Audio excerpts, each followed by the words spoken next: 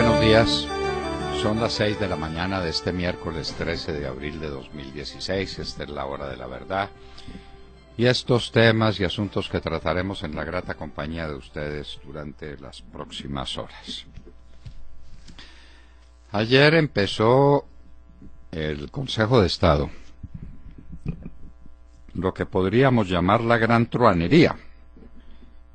Es un juicio dirigido por Juanpa, por el presidente Santos, para salir del procurador Ordóñez porque estorba mucho, porque dice la verdad, porque cumple con su deber, porque le advierte a los colombianos los peligros que tienen con las famosas conversaciones de paz, porque protesta con la entrega al país, porque persigue la corrupción,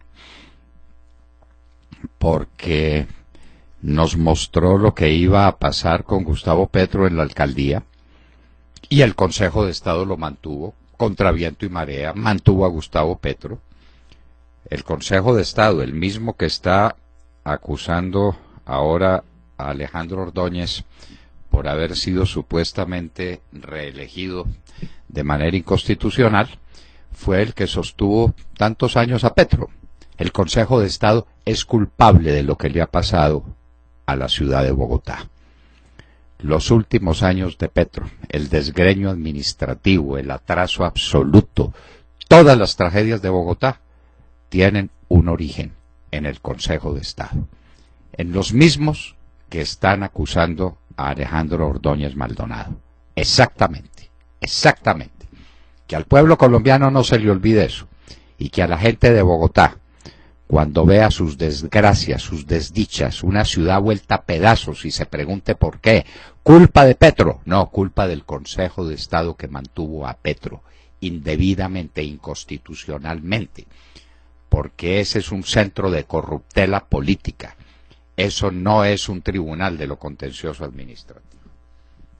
Hay magistrados excelentes en el Consejo de Estado y lo ha habido. Por desgracia, constituyen una minoría. La mayoría es la de los politiqueros, la de los amigos de Samper. Eso trae una corriente samperista infecta. Y estamos pagando el precio. Les contaremos a ustedes cuáles son los argumentos contra el Procurador General de la Nación y de qué manera son ellos deleznables y torpes. Los ha presentado una señora en un documento que todos los que lo han conocido lo consideran deplorable, lamentable, da vergüenza para una institución tan poco adicta a las vergüenzas. Da vergüenza lo que esa señora ha redactado. El ministro Cárdenas no fue censurado. Esa fue una decisión política que tomaron los de la mermelada, empezando por el Partido Conservador, en favor del ministro que reparte la mermelada. Eso simplemente es una asociación para delinquir entre el ministro que distribuye la plata de los colombianos, la distribuye entre los parlamentarios, una plata que se pierde, una plata que los colombianos no ven en ninguna parte, y el ministro que la reparte. Entonces, así se salvó Cárdenas de la moción de censura, pero regaló a Isagen, pero le hizo un daño infinito al país. Y desde aquí, desde la hora de la verdad, nos volvemos a preguntar, ¿dónde está la platica de Isagen? ¿Dónde está? ¿Se quedó en dólares en los Estados Unidos? ¿Los trajeron y están en pesos en Colombia? ¿Dónde están esos pesos? ¿Qué se hizo la plata de Isagen, que era supuestamente para financiar autopistas de la 4G? ¿Los tiene la Financiera de Desarrollo Nacional? Por supuesto que Clemente del Valle no cuenta, porque él está acostumbrado a manejar la plata de la financiera como si fuera la suya propia. Alguien debiera revisarlo. Desgraciadamente no tenemos Contralor General de la República, eso no existe. Eso pues en manos del Tartufo. Ese es un buque a la deriva, y por eso no pregunta por la plata de Isagen, no pregunta. Mañana jueves, queridos oyentes, se acaba la tragicomedia de La Habana. Ya no volverá nuestra gloriosa delegación de plenipotenciarios a cruzar el océano en busca de la isla de Cuba, para reunirse con esos amantes de la paz, los peores criminales que ha parido este continente. 48 sesiones de paja, de babas, para terminar en unos documentos que se refieren a todo menos a los que se tienen que referir. Porque el tema es muy sencillo. ¿Dónde se van a concentrar estos bandidos para entregar sus armas y para ponerse a disposición del Estado colombiano? ¿En qué cárceles, en qué sitios de reclusión van a pagar por sus delitos? ¿Cuál va a ser su régimen vital de ahí en adelante? Esos son los temas. En lugar de eso, la reforma agraria, la reforma a la técnica que el Estado utiliza para combatir el narcotráfico. Hágame el favor, el principal cartel de la cocaína del mundo encargado de combatir el narcotráfico. Lecciones sobre democracia política en Colombia. ¿Y dónde están los temas? ¿Dónde los temas esenciales? ¿Cuándo se entregan? ¿Cuándo entregan las armas? ¿Cuándo se reúnen? ¿Cuándo se van a poner a disposición de los jueces? ¿De cuáles jueces? Ahí siguen hablando del famoso tribunal, ese que diseñaron en una noche de insomnios entre Cepedita, el mismo que nos entregó los mares de Nicaragua, y el señor Henao, el doctor Henao, el rector de la Universidad Externado de Colombia. Mañana termina la tragicomedia de La Habana. ¿Qué se sigue? No sé si ustedes lo han notado, pero hay una amnistía para capitales indebidos. La ha decretado el ministro. El ministro Cárdenas dice: traigan sus bienes del exterior, tráiganlos. Pagan un 10% de impuesto de ganancia ocasional, 10%, y les garantizamos confidencialidad. Esto, señores, es tapar la olla putrefacta de los capitales mal habidos. Esto es garantizar el lavado de activos en grande escala. Lo que se ha hecho es eso, simplemente. Traigan sus bienes que no miramos. Eso es la garantía del más grande lavado de activos de la historia de Colombia. Todos los bienes de los narcotraficantes, de los contrabandistas, de los bandidos de Colombia van a llegar, pagan el 10%, garantía de confidencialidad. Nadie mira, nadie ve, nadie oye. Eso es el gobierno de Santos, un gobierno tramposo hasta la médula. Las amnistías las llaman ahora oportunidad para reintegrar los capitales al país. Pablo Catatumbo fue aplaudido en la Universidad de La Salle. Eso dijo la prensa. Nos queremos resistir a que eso sea cierto. Los de las FARC en La Habana son todos unos bandidos. Pero ¿acaso Pablo Catatumbo sea el peor de todos? El que tiene más crímenes a cuestas, el más cobarde, el más miserable, el más sanguinario de todos los bandidos de las FARC puede ser Pablo Catatumbo, aplaudido en una universidad. Seguramente los universitarios no conocen el prontuario de Pablo Catatumbo. Estamos seguros de que si antes de decirles les vamos a pasar a Pablo Catatumbo, aquí está su historia, es decir, su prontuario, no lo hubieran aplaudido. Estamos seguros. Peñalosa quiere Transmilenio por todos lados. Semejante maravilla. Cómo funciona también Transmilenio. Como ha sido un éxito maravilloso. Está quebrado, quebrado hasta los tuétanos.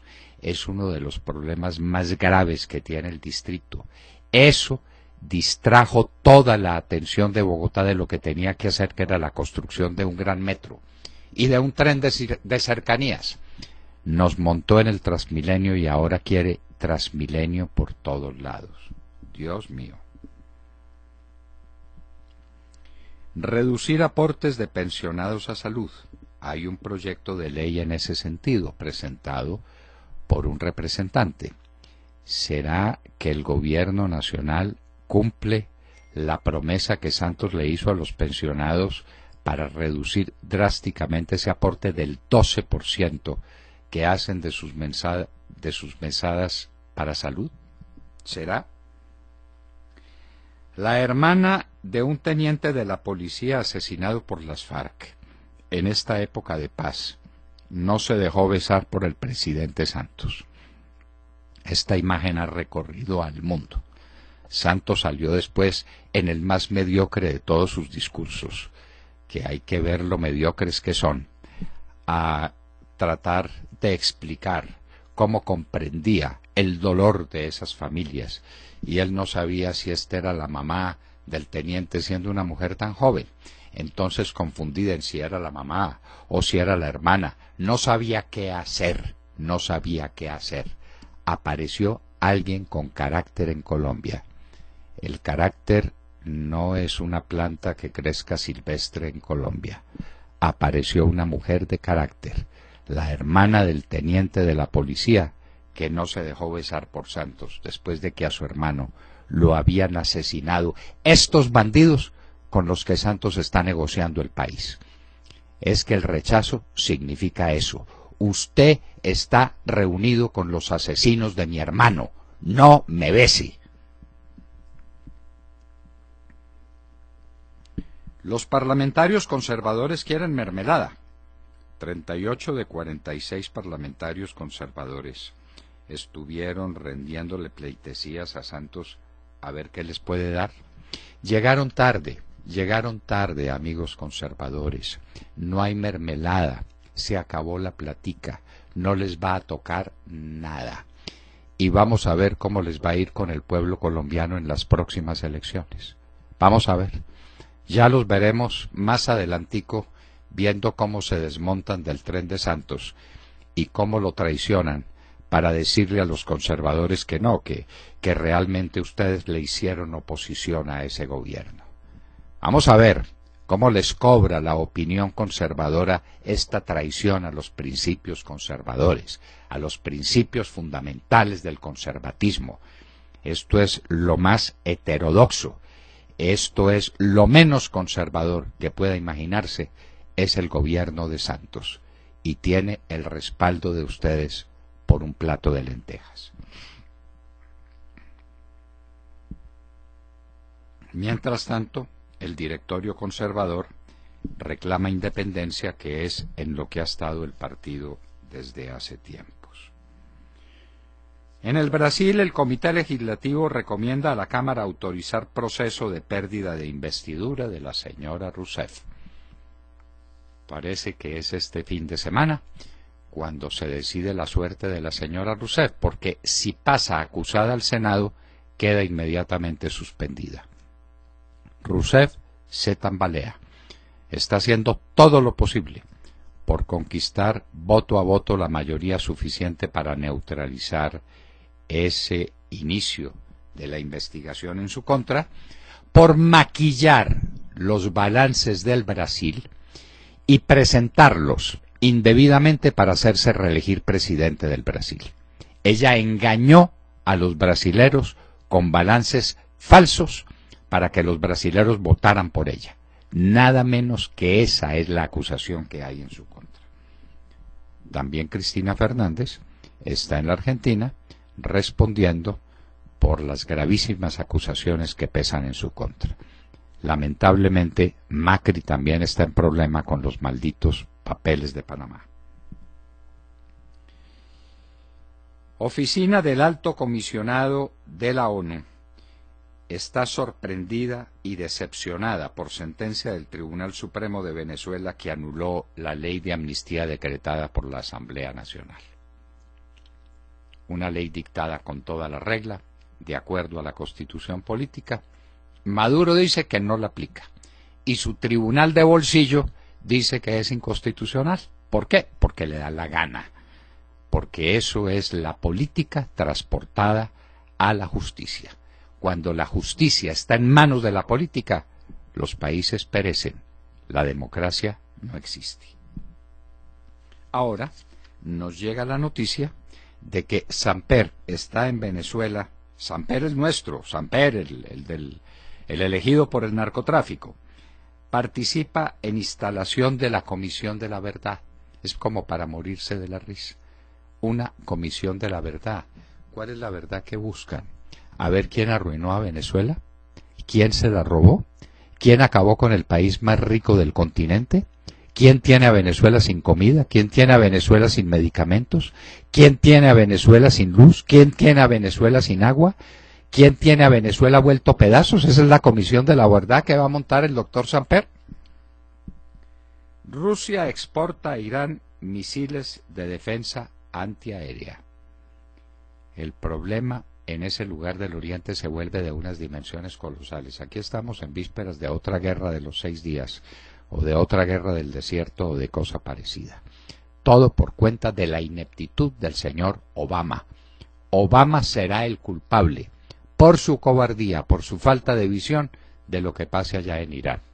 Le retiró las sanciones a Irán, y ahora llega Rusia. Bueno, mijito, como ya no tiene sanciones, venga pues nos ponemos de acuerdo y aquí están los misiles de defensa antiaérea para que entre los dos acabemos con Israel. Los Estados Unidos retira tropas del Sinaí y las reemplaza por drones. Esto es inteligentísimo y conmovedor. Las tropas de los Estados Unidos, como las tropas de la ONU, como las tropas de Colombia, por ejemplo, están en el Sinaí desde los tratados de paz entre Egipto e Israel. Entonces, como la cosa está caliente y está peligroso que le pueda pasar algo a esos soldados, los Estados Unidos los retira y pone drones. ¿Qué vamos a hacer en Colombia? Vamos a dejar a nuestros soldados allá a que los maten, mientras los Estados Unidos se mueren de la risa porque no le matan sus soldados porque tienen drones. ¿Qué es lo que vamos a hacer? Paul Ryan no aceptaría de ninguna manera ser candidato del colegio electoral en lugar de Trump o Ted Cruz. Es que Trump puede llegar prácticamente elegido a la convención, pero le pueden quedar faltando unos votos. Lo que dicen es que van a buscar un tercer Trump que sea el candidato republicano. Se lo ofrecieron a Paul Ryan y Paul Ryan dijo, no lo acepto de ninguna manera. Y a propósito de los Estados Unidos y de sus conflictos, hoy es un día muy especial, porque en el año de 1861 cayó Fort Sumter en poder de las fuerzas de Carolina del Sur y estalló la guerra de secesión de los Estados Unidos, la guerra civil más dura que ha habido en el continente americano en toda la historia. Más de 4 años de una guerra brutal que costó centenares de miles de víctimas. La guerra de secesión estalló un día como hoy en el año de 1861. Les contaremos cómo. De todo esto y de mucho más hablaremos con ustedes en las próximas horas en la Hora de la Verdad. Y recuerden que pueden seguirnos en Facebook o en Twitter en @Hora de la Verdad y también pueden sintonizarnos a través de TuneIn en sus dispositivos móviles para que nunca se pierdan de la sintonía.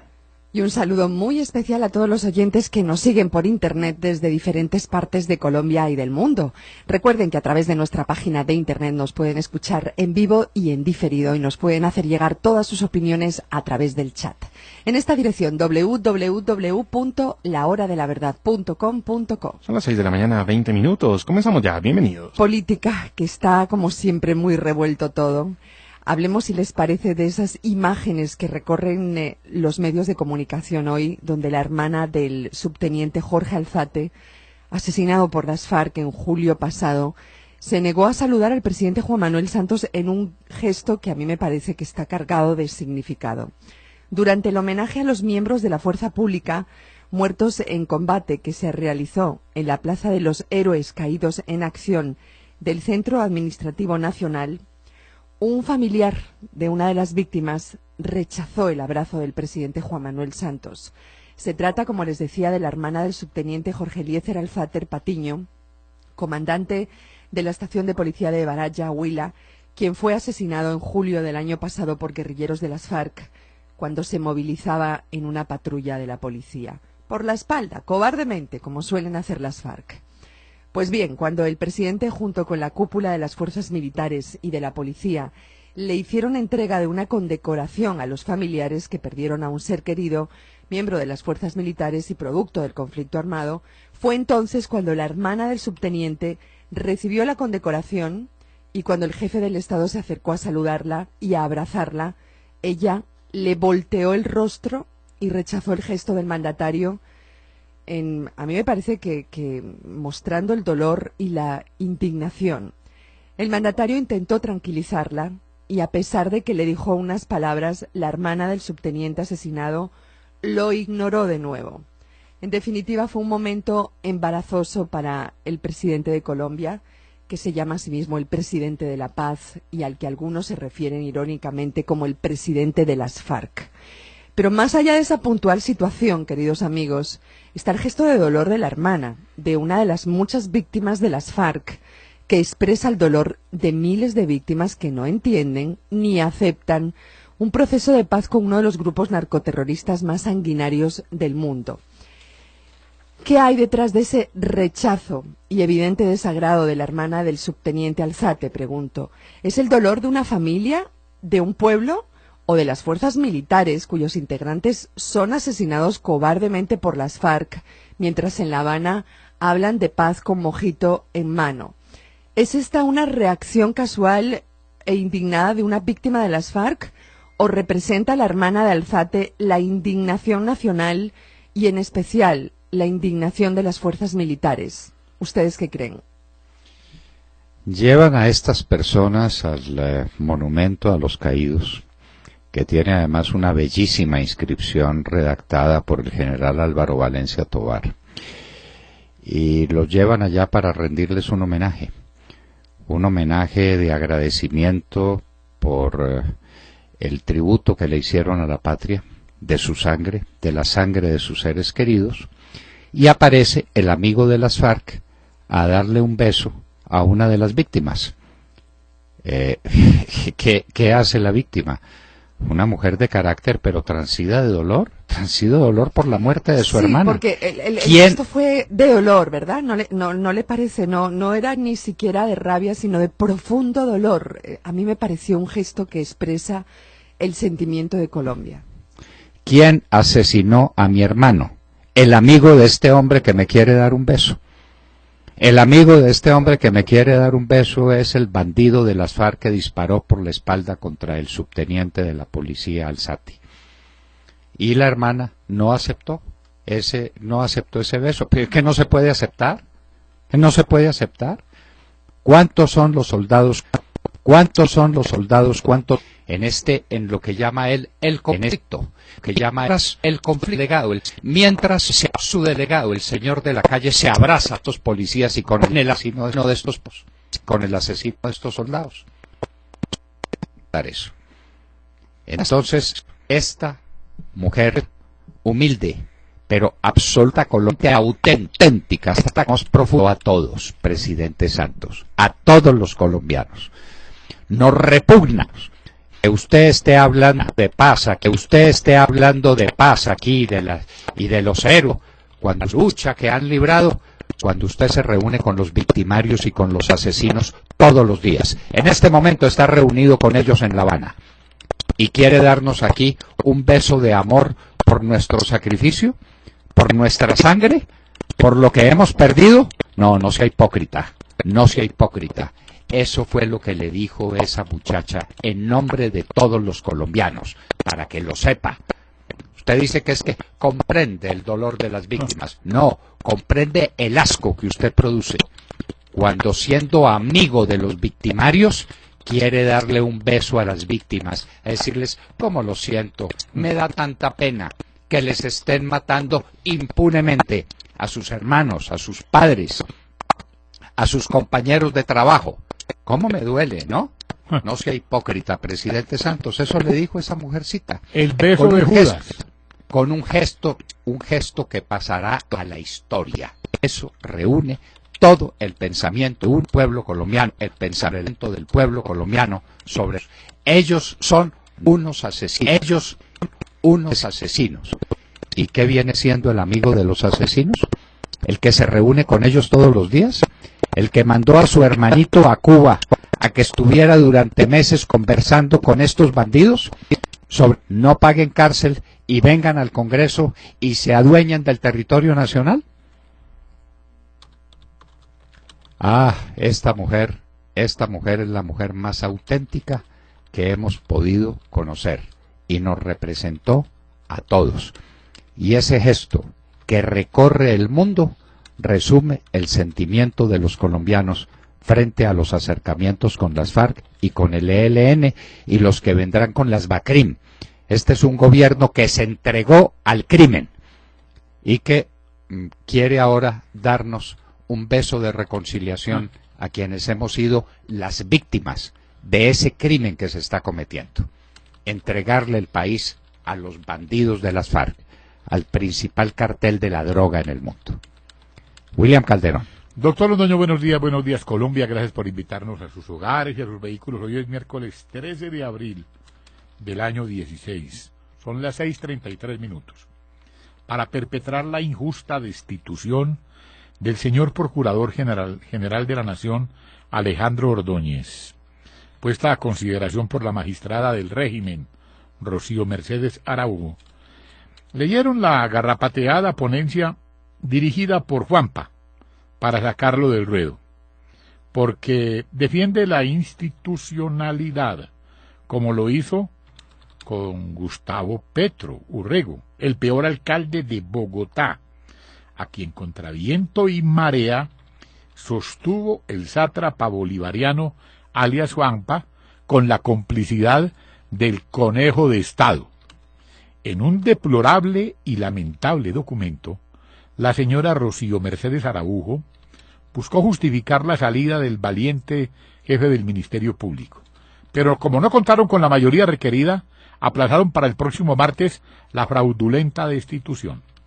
Ordóñez Maldonado, quien se ha constituido en un vertical procurador, que está dedicado a denunciar la entrega del país a las fuerzas oscuras que desde Cuba, con el apoyo de los camaradas Juanpa y Enrique, quieren entregarle el país al narcoterrorismo de las FARC. Doctor Londoño, ¿y a Maya Villazón por qué lo reeligieron? Ah, porque ahí sí era lícito, ahí sí era bueno. Mire usted que el principal denunciante contra la reelección de Alejandro Ordóñez es Rodrigo Uprimni, que se ganó 2 contraticos por más de 700 millones de pesos con el procurador Maya Villazón reelegido. Qué inmoralidad, qué indecencia. Y saber que este hombre es el hijo de quien fuera uno de nuestros profesores más eminentes, el doctor Uprimni, a quien recordaremos por siempre, Leopoldo Uprimni. ¡Qué personaje! ¡Qué altura la suya! ¡Qué verticalidad y qué ilustración! Pero pues son las cosas que pasan en la vida. Este hombre contrata como loco con Alejandro Ordóñez, iba a decir, con el Tartufo, con Maya Villazón, contrata por más de 700 millones de pesos, reelegido, y sale a demandar la elección de Alejandro Ordóñez porque esa sí es inconstitucional. La reelección del que le dio los contratos, esa sí era perfectamente constitucional, porque ahí sí se podía hacer reelecciones. Es que esa es la inmoralidad, esa es la indecencia con la que se está manejando este tema contra Alejandro Ordóñez. ¿Y por qué Uprime está en esas? Porque no le dieron contrato. Si Ordóñez le hubiera dado contratos, dice que contratos de cooperación y de servicios, vaya, que explique ¿Cuáles fueron los servicios y cuál fue la cooperación que tuvo con la Procuraduría General de la Nación? 700 y tantos millones de pesos. Y ese es el denunciante. Y entonces Juanpa aprovecha toda esa caldera de odios en que el Consejo de Estado consiste para atacar al procurador Ordóñez y para salir de él porque le incomoda, porque lo que se viene, que es lo peor del proceso de paz, lo más infecto, lo más grotesco, no puede tener testigos de excepción, hombres excepcionales como Alejandro Ordóñez Maldonado. Eso es todo. Estorba. La dignidad estorba en un juego de truanes. Sergio Gel. Doctor Londoño, muy buenos días para usted, para todos nuestros oyentes. Pues abrimos la mañana dándole un vistazo a Caprecom, a la que le quedan ya los días contados. El próximo 30 de abril va a ser su último día de atención al público definitivamente, pero pues todo esto mientras se define a dónde irán a parar los más de 2.200.000 afiliados que tiene Caprecom. Pero la situación, doctor Londoño, no puede ser más difícil de lo que ya es, porque el descuadre de la liquidación es simplemente gigantesco. Mira, hacemos un resumen así muy rápido. Caprecom tiene en este momento 757 embargos en su contra. Estos suman 1.7 billones de pesos. Pero ojo, las deudas de Caprecom alcanzan 4.2 billones de pesos, según dice su liquidador. Y sí, doctor Londoño, el año pasado el gobierno nacional decía que de saldar la deuda de Caprecom le costaría 1 billón de pesos a la nación. Pero se quedan cortos, y se quedaron cortos. Parece que el descuadre es muy pero muy superior. Vemos esta cifra de los 4.2 billones de pesos, y además es importante tener en cuenta que desde el año 2011 Caprecom no tiene estados financieros avalados por su junta directiva. Por supuesto, doctor Londoño, con estos datos, estas cifras que se revelan ya en la recta final de la EPS que se extingue, y se extingue porque se la robaron básicamente, pues la pregunta que queda es dónde han estado todas las IAS en medio de esta tragedia, en donde ha desaparecido la plata de la salud de los colombianos. Ya vimos en su momento Saludcop, vemos ahora Caprecom, pero la pregunta es, ¿dónde ha estado la Fiscalía? ¿En dónde ha estado la Contraloría? El señor Edgardo Maya. ¿En dónde están los políticos involucrados en este gigante desfalco a la salud? Dicen por ahí que algunos se esconden en gobernaciones, otros en curules del Senado. Pues bien, doctor Londoño, el descuadre gigantesco, son billones de pesos lo que costará esta liquidación. El gobierno, de nuevo, pues decía que saldar esta deuda costaría 1 billón de pesos, pero la cifra ya se ha cuadruplicado. Así pues que son muchas las explicaciones que muchos deben dar, que no se están dando, no se han dado, y aquí, por supuesto, lo más importante es la salud de los colombianos, y seguiremos muy pendientes de esos 2.200.000 afiliados que no pueden quedar en el aire, y no pueden hacerlo pues por cuenta del robo de los recursos de la salud por parte de algunos cuantos. En síntesis, el gobierno, emitiendo deuda a través de unos bonos, ya pagó 1 billón de pesos para tapar el hueco de Caprecom, pero faltan 4 billones de pesos adicionales. ¿Quién se robó a Caprecom? ¿Dónde está la plata? ¿A qué bolsillos fueron a parar esos inmensos recursos que tendremos que pagar entre todos con la reforma tributaria? Usted, ciudadano, prepárese. A usted le toca pagar las corruptelas, entre otras las de Caprecom. Ya estamos pagando también Saludcop y Café Salud, por supuesto. Esas son las gracias, ¿no? Claro, la gracia de Montealegre, unido al señor Palacino y unido a cierto señor Vargas Lleras que anda por ahí rodando por el mundo. Y entonces ahora nos toca también pagar Caprecom. A propósito de esta situación económica y fiscal, hablaremos en un minuto con nuestro invitado de hoy, Iván Duque, senador del Centro Democrático Generación del 14. Son las 6 de la mañana, 40 minutos, escucha en La Hora de la Verdad.